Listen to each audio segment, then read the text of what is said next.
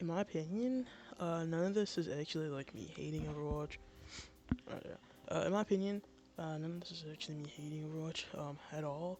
I actually really do appreciate Overwatch, and I want the best for it. And this is why I guess I'll just give my opinions off. I really, really do love this game.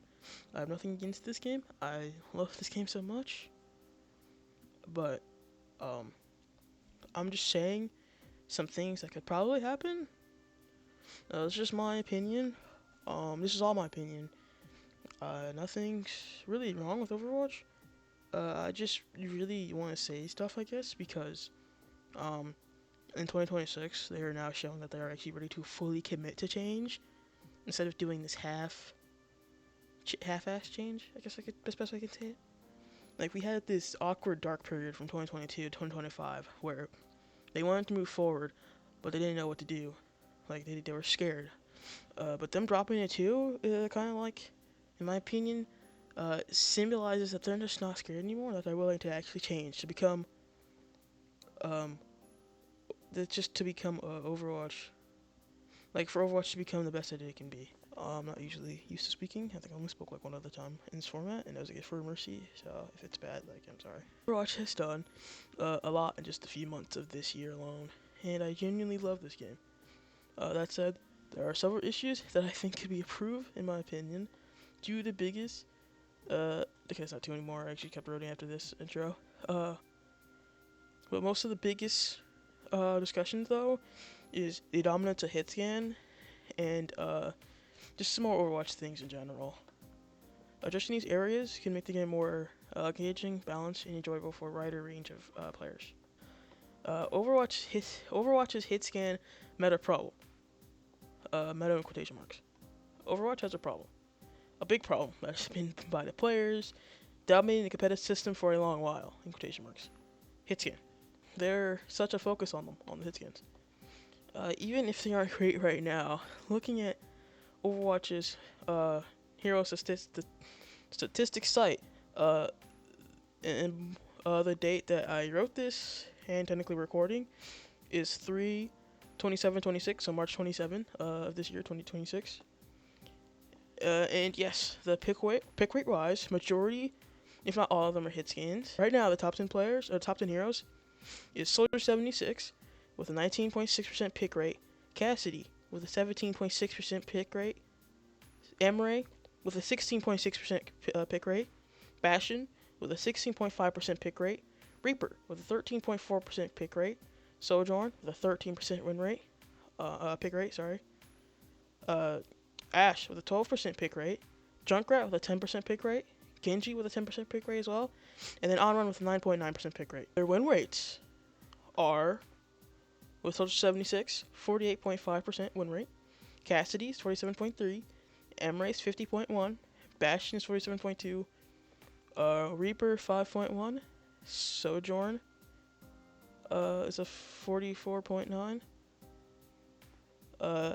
Ashe is a 50.7, Junkrat is a 49.1, Genji's a 52.1, OnRun to the 51%. So like as you can see, the top 10 is always mostly hit scans. But the pick rate, but a lot of issues is that pick rate doesn't always equal win rate. So yes, they are picked a lot, but they don't win. But that doesn't mean that they're gonna win. They have decent win rates. I'm pretty sure the developer's goal is to have as close to 50 as possible. Some of them go over, like Genji once it goes over, OnRun goes over, Reaper went over. You know what I mean? So some of them do go over, but they want it as close as 50% as possible. Okay, again. This is going to be the highest win rate. Vendetta is a 53.7% win rate with a 3.5% pick rate. Pharah, 52.2% win rate, 4.7% pick rate. Genji, 52.1% win rate, 10% pick rate. Torbjorn, 51.8% win rate, 55.2% pick rate. Venture, 51.4% win rate, 3.3% pick rate. Reaper, 51.1% win rate, and 13.4% pick rate. Onron, 51% win rate, 9.9% pick rate. Hanzo, 50.9% win rate, 8% pick rate. Widow 50.8% win rate as well, or 50.8 win rate, sorry, with a 4% pick rate, and then Ashe with a 50.7% win rate and a 12% pick rate. These win rates show that often the lowest picked heroes, with the outlier being Reaper, Onron, Genji, and Ashe, because they were also with the highest percent pick rate, that they win the most. And only Ashe, out of the highest percent pick rate and high percent win rate, was Hitscan. I think Hitscan is being picked so much because of what Hitscan heroes offer. Their kits mostly focus on mechanical skill, not much else in my opinion. Hitscan is a very direct measure of mechanical ability. Basically, not always in a literal sense, but basically, you place your crosshair on an enemy, you aim it, and then you fucking shoot. Most of these heroes, I think none, like heroes don't really have fucking recoil. The closest we got is Soldier, and that's just literally just hold, like wherever you're aiming, just hold it slightly down, so it's not that much recoil. Projectile heroes, on the other hand, express skill in many different ways, predicting the enemy movement, managing cooldown, positioning carefully. There is a skill ceiling for both Hitscan and projectile heroes. But projectile heroes, it's expressed differently, and it feels more dynamic and interactive. Personally, I find Hitscan's kit less fun compared to projectiles. Projectile heroes give you more to do in fights. Your juggling ability, angles, and timing in ways that Hitscan doesn't always require, or just in many different ways. The game feels more alive when there's a variety of projectiles on the field, in my opinion, versus different. Like, I would rather play a team. Like, if I could pick, I'd rather play a game like projectile heroes versus projectile heroes than like Hitscan versus Hitscan. You get different styles, counters, and opportunity for clever plays. We often hear people say things like, "I got unlucky dying to a Hanzo," or like, "That was a lucky shot," or whatever they say. And while sometimes I guess that technically can happen, it's mostly cope. But and the people who say it can admit that it's cope. But I genuinely think that it reflects how people feel, how his one shot is less skillful. That people will always see his headshot as not being skilled enough versus a Widowmaker's headshot or any Hitscan headshot. Because people don't view projectile as skillful at all. Like, even though projectile heroes require prediction, timing, positioning, a lot of players perceive a lot of projectile heroes kills as luck, most notably Hanzo, rather than skill.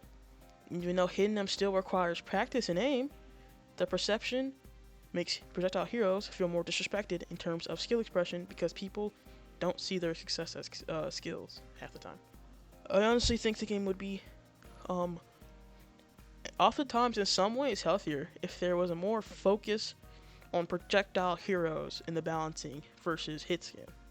Their kits are fun, varied, and engaging.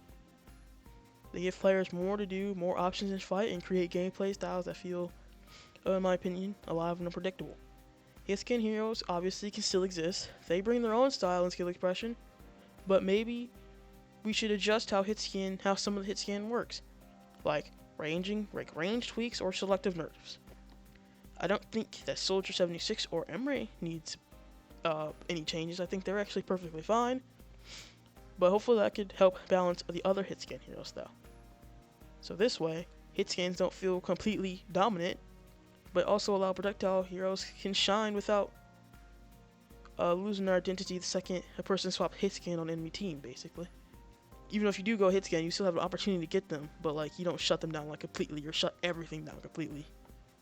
Like, obviously this wouldn't change how counters work, but games will feel different. It will feel like a different way of playing. It will feel better playing Hitscan versus projectile. And it would make tanks also feel better without having to worry about such like long ranges. The next argument is 5v5 versus 6v6. The shift to 5v5 has forced a lot of heroes into situations that they weren't originally designed for. Tanks, for example, feel drastically different. Every mistake is magnified, and they often have to become super tanks to become viable.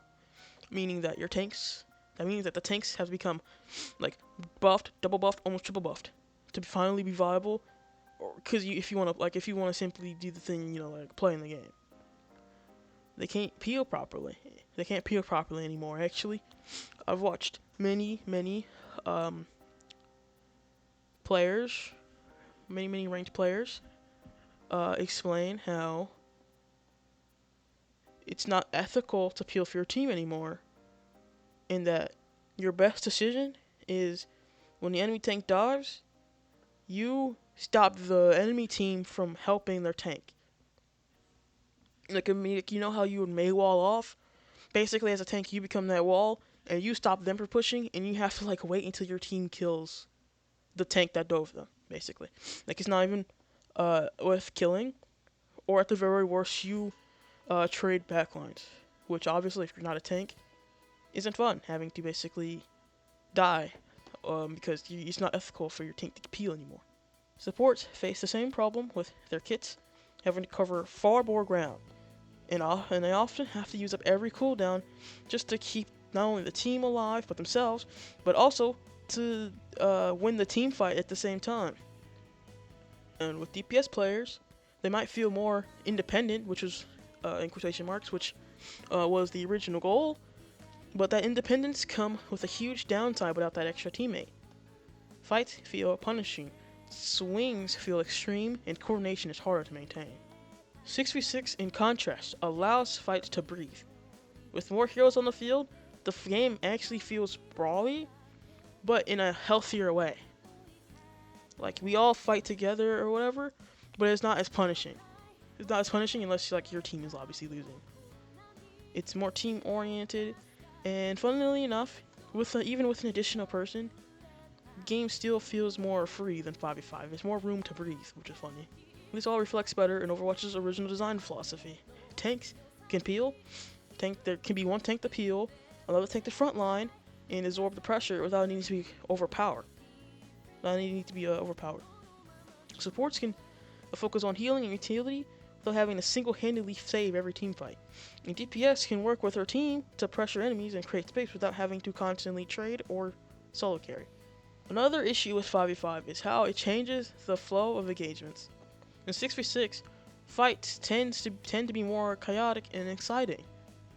There are more players interacting, more overlapping ultimates, and more opportunities for creative team play. In 5v5, each fight feels smaller and more fragile. One pick can snowball into a loss because there aren't enough heroes to absorb mistakes. This makes the game feel swingy and punishing, especially for tanks and support, and reduces overall brawl feeling that makes Overwatch fights so satisfying. Finally, hero identity. Hero identity changes in 5v5 can feel forced. Some heroes were made for the team-heavy environments, like Reinhardt, and the reason why I had to rework Orisa into the way that she is now. Other tanks were designed to hold space with teammates supporting them. Shrinking the team size changes how they work fundamentally, making them feel either overpowered or ineffective. There is no in-between with 5v5 that often, or at all, actually, in my opinion. In 6v6, though, heroes maintain their intended roles for the most part. Synergy is preserved, and fights are more about strategy and coordination than just surviving extreme pressure. But even then, 6v6 isn't fully free of the mistakes. The issue is that the heroes that were made during Overwatch 2, you can feel the gap in power between them. Even so, I think it would be more manageable if they just nerfed them. But 6v6 and 5v5 have separate patches and more often. Because I know they kind of did it, but I want it to be more often. I want it to be more consistent. I want to actually see 5v5 patch, 6v6 patch, almost every patch note, because they have shit to work on, basically. Overall, while 5v5 may have been intended to make fights tighter or more competitive, it often sacrificed the natural teamwork, hero diversity, and brawly feel that made Overwatch enjoyable. 6v6 better preserved these elements, making fight even more engaging and true to the game's design philosophy, the original one, while allowing heroes to perform the roles that they were intended without forcing tanks and supports into overcompensating extreme. The reason why I say tanks and supports is because that's kind of what happened. Just the reason why so many supports have this almost get out of jail free card or have this intense healing. before, what was it, season 9, where they did the health increase, supports did so much healing and had so much power over these games because they had to make up for the fact that there was one less tank, and they took that power and put it into sports. On to the next one. Roll queue or open queue. Roll queue enforces structure, making it easier to ensure balanced team composition and more predictable gameplay. This is great for players who want linear, organized experience, but sometimes it can feel restrictive, limiting creativity in hero picks or strategies. Open queue, on the other hand, gives players freedom to choose any hero at any time, which can make the game feel more free, but also flexible and fun. It encourages experimentation, adaptive play, and allows you to express personal playstyles without having to be confined to a predetermined role. From a hero perspective, open queue can highlight the strengths of creative or unconventional kits that might otherwise be undervalued in roll queue. Players can make surprising combinations or try heroes in unexpected ways. That can lead to unique strategies and memorable moments. While in roll queue, it is important for the balance. I mean balance is in like 2-2-2 or 1-2-2 format. It's limiting and also makes the queue times longer. Ultimately, all of these factors, hitscan dominance, team size, and queue system, show that Overwatch has room to grow while still keeping what makes it great. Shifting focus toward projectile heroes and more creative kits can make gameplay more fun, varied, rewarding. Shifting towards more projectile heroes and maybe a different format can make gameplay more fun, varied, and rewarding. Overwatch could become a richer, more engaging experience that appeals to a wider range of players while still rewarding skill and teamwork. Again, this is all my opinion. If you whether you agree or disagree, this is still my opinion, and I would love to hear your opinions.